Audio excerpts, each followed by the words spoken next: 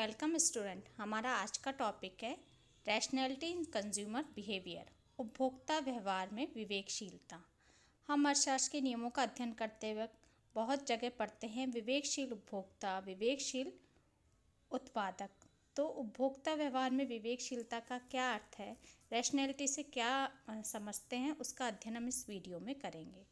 ये unit first का topic है बीए फर्स्ट ईयर के लिए। विवेकशील व्यक्ति वह है जो अपने हितों को जानता व पहचानता है।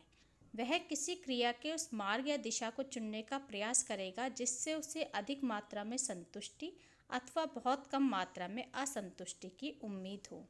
अतः विवेकशील व्यवहार बतलाता है कि प्रत्येक व्यक्ति न्यूनतम प्रयास से अधिकतम लाभ प्राप्त करने का प्रयास करता है। तो रैशनैलिटी से मतलब है, अर्थ है कि वह व्यक्ति जो कि अपने हितों को जानता है, अपने हितों से मतलब यहाँ आर्थिक हितों से है को जानता है, पहचानता है, तो वह उस क्रिया को चयन करेगा जिससे कि उसे अधिक मात्रा में संतुष्टि मिले। अर्थात यदि उपभोक्ता व्यवहार को देखें तो उपभोक्ता व्यवहार को संतुष्टि कब मिलेगी, जब उसकी उपयोगिता, उसे अधिकतम उपयोगिता की प्राप्ति होगी। और एक उत्पादक के दृष्टिकोण से देखें हम तो उत्पादक को संतुष्टि तब होगी जब उसका लाभ अधिकतम हो। तो इस प्रकार से अपने विवेकशील व्यवहार का प्रयोग करके अपने आर्थिक हितों की पूर्ति करते हैं वह विवेकशील व्यक्ति कहलाता है। इम्पोर्टेंट है प्रत्येक व्यक्ति न्यूनतम प्रयास से अधिकतम लाभ, कि कम से कम एफर्ट्स हो और उन्हें मैक्सिमम प्रॉफिट हो सके। तो इसके लिए ज़रूरी है कि वो से अपने हितों के लिए अवेयर रहना पड़ेगा, पहचान उनकी रखनी पड़ेगी, उसे कीमतों के बारे में और जो सामान्य अर्थशास्त्र के नियम हैं उनकी जानकारी होगी। वही विवेकशील व्यवहार है, वही व्यक्ति विवेकशील व्यवहार का निर्वाह कर सकता है। इस धारणा की व्याख्या करते हुए हम कुछ पॉइंट डिस्कस करेंगे। विवेकशील व्यवहार बतलाता है कि एक आर्थिक इकाई अपने पास दिए हुए साधनों से अधिकतम लाभ प्राप्त करने का प्रयास करती है। आर्थिक इकाई से मतलब यहाँ उत्पादक या उपभोक्ता के संदर्भ में है कि आर्थिक इकाई उपभोक्ता होगा तो वह अपनी संतुष्टि को अधिकतम करने का प्रयास करेगा कि उसका आय कम से कम व्यय हो, से अधिकतम संतुष्टि की प्राप्ति हो। दूसरी तरफ उत्पादक है, उसका दृष्टिकोण रहेगा कि उसके पास जो साधन है उनका वह कम से कम प्रयोग करे, या इसको हम कह सकते हैं कि न्यूनतम लागत का प्रयोग करे और उससे अधिकतम लाभ प्राप्त करने का प्रयास करे। यानी कॉस्ट कम से कम लगाए और उससे रिटर्न में इनकम ज़्यादा मिले, तभी उसका लाभ का मार्जिन है वो बढ़ता जाएगा और वो भविष्य में और अधिक उत्पादन करने के लिए प्रेरित होगा। तो विवेकशील व्यवहार बतलाता है कि आर्थिक इकाई को किस तरीके से व्यवहार करना चाहिए। इस क्रिया को हम 2 पॉइंट से और समझ सकते हैं, अधिकतम करण का सिद्धांत और न्यूनतम करण का सिद्धांत। अधिकतम करण का सिद्धांत यानी मैक्सिमाइज करना, दिए हुए साधनों के व्यय से अधिकतम परिणाम या प्रतिफल प्राप्त करना। उत्पादक के दृष्टिकोण से देखें तो उसने जो अपने उत्पादन लागत का प्रयोग किया है, उत्पादन लागतों पे जो व्यय किया है, उससे अधिकतम परिणाम प्राप्त करने की जो उम्मीद होगी, जो प्रतिफल प्राप्त करेगा, वही उसका अधिकतम करण का सिद्धांत कहलाएगा। और उपभोक्ता के दृष्टिकोण से देखें तो अपनी आय को व्यय करने पर जब उसे अधिकतम संतुष्टि मिलेगी तो वो है उसका अधिकतम करण का सिद्धांत कहलाएगा। दूसरा न्यूनतम करण का सिद्धांत, कि साधनों के न्यूनतम व्यय से एक निश्चित प्रतिफल या परिणाम प्राप्त करना। वही संदर्भ है कि एक उत्पादक है वो अपनी लागत को न्यूनतम करके अधिकतम आय की प्राप्ति करता है, तो वह उसका विवेकशील व्यवहार होता है। तो उत्पादक के दृष्टिकोण से अधिकतम करण में उसका लाभ अधिकतम करना है, जिसको वह लाभ अधिकतम या लागत न्यूनतम के दृष्टिकोण से देख सकते हैं।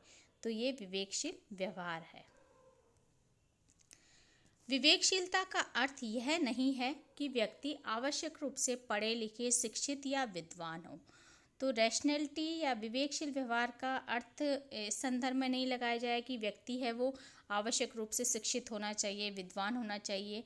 अशिक्षित व्यक्ति भी है, लेकिन यदि वो आर्थिक इकाई के रूप में यदि वो आर्थिक इकाई के रूप में विवेकशील व्यवहार कर रहा है, अपने विवेकता का प्रयोग कर रहा है, तो वह विवेकशील व्यक्ति कहलाएगा। अर्थात उसे अपने आर्थिक हितों की जानकारी है कि उसे अपनी आय को कहाँ व्यय करना है, प्राथमिकताओं के आधार पर करना है, तो वह विवेकशील व्यवहार कहलाएगा। तो उसके लिए आवश्यक है कि ज़रूरी नहीं है, आवश्यक नहीं है कि आप पढ़े लिखो, शिक्षित या विद्वान हो, इसलिए उससे संदर्भतः जोड़ा नहीं जा सकता। लेकिन ये सामान्यतः सत्य है कि शिक्षित विद्वान नहीं पर शिक्षित साक्षर व्यक्ति जो होता है उसे अपने आर्थिक हितों की अधिक जानकारी होती है, वो ज़्यादा इन चीज़ों के प्रति अवेयर होता है या जागरूक होता है। नेक्स्ट है विवेकशीलता नैतिकता पर आधारित नहीं होती। इस संदर्भ में है कि विवेक नैतिकता जो पक्ष है वो मानवीय पक्ष से, भावनात्मक पक्ष से जुड़ा हुआ है। तो रैशनैलिटी में हो सकता है कि आपकी जो नैतिक नियम है उनकी अवहेलना हो जाए, लेकिन नैतिकता पर यह आधारित नहीं होती। इसको हम इस कंसर्न में देख सकते हैं कि समाज में तंबाकू, जो धूम्रपान की वस्तुएं, इन सब का उत्पादन होता है। ये स्वास्थ्य के लिए हानिकारक है, पर चूंकि ये किसी न किसी की आय का स्रोत है, उत्पादन हो रहा है, तो उससे उनको आय की प्राप्ति हो रही है। तो उनके दृष्टिकोण से ये कि एक विवेकशील व्यवहार है कि वो अपनी उत्पादन को, अपनी आय को प्राप्त करने के लिए वो इस तरीके का उत्पादन कार्य है उसमें खुद को संलग्न रखते हैं। तो विवेकशीलता जो है वो नैतिकता पर आधारित नहीं होती। तो विवेकशील व्यवहार है वो एक आर्थिक इकाई के दृष्टिकोण से लिया जाता है, जिसको हमने पहले उपयोगिता के संदर्भ में भी देखा था कि उपयोगिता जो होती है वो लाभदायकता से संबंधित नहीं होती। वही पॉइंट है कि जो उपयोगिता है वो लाभदायक हो भी सकती है या नहीं भी हो सकती, तो उसका लाभदायकता से संबंध नहीं होता। उपयोगिता सीधे सीधे इस बात से जुड़ी हुई है कि उपभोक्ता को संतुष्टि की प्राप्ति हो रही है, उपभोक्ता की कोई आवश्यकता पूर्ण हो रही है। तो वही संदर्भ है कि विवेकशीलता है वो नैतिकता पर आधारित नहीं है। विवेकशील व्यवहार है वो आर्थिक इकाई के आर्थिक हितों के दृष्टिकोण के आधार पर ही किया जाता है। नेक्स्ट पॉइंट और लास्ट पॉइंट हमारा, विवेकशील व्यवहार का संबंध निजी विवेकशीलता से होता है, सामाजिक दृष्टिकोण से नहीं।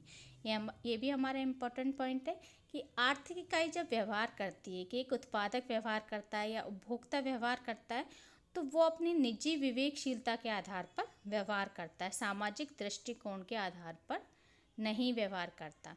तो विवेकशील व्यवहार होता है वो निजी विवेकशीलता, एक आर्थिक इकाई है, उसके अपने स्वयं के आर्थिक हित हैं, उसके आधार पर वो व्यवहार करेगा। उदाहरण के तौर पे हम देखें कि कोई व्यक्ति है, वो अपने आर्थिक हितों को ढंग से पहचानता है, जानता है, तो अपनी प्राथमिकता के आधार पर वह अपनी आय को व्यय करेगा। तो उस दृष्टिकोण में वो सामाजिक दृष्टिकोण को ध्यान में ना रख करके अपने व्यक्तिगत दृष्टिकोण को, यानी अपने निजी प्राथमिकता क्षेत्रों को ध्यान में रख करके ही व्यवहार करेगा। हालांकि हम समाज में रहते हैं, सब एक दूसरे से जुड़े हुए हैं, तो कई बार सामाजिक दृष्टिकोण से भी व्यवहार करना पड़ जाता है, लेकिन विवेकशील व्यवहार जो संबंध है वो आर्थिक इकाई के दृष्टिकोण से देखें तो उसका संबंध सामान्यतः निजी तौर पर ही होता है, निजी विवेकशीलता से ही होता है, सामाजिक दृष्टिकोण से नहीं होता। तो ये आज हमने एक छोटा सा टॉपिक पढ़ा है कि विवेकशील व्यवहार अर्थशास्त्र में उपभोक्ता व्यवहार में किसे कहते हैं और उसको हम किन संदर्भों में देख सकते हैं। Thank you.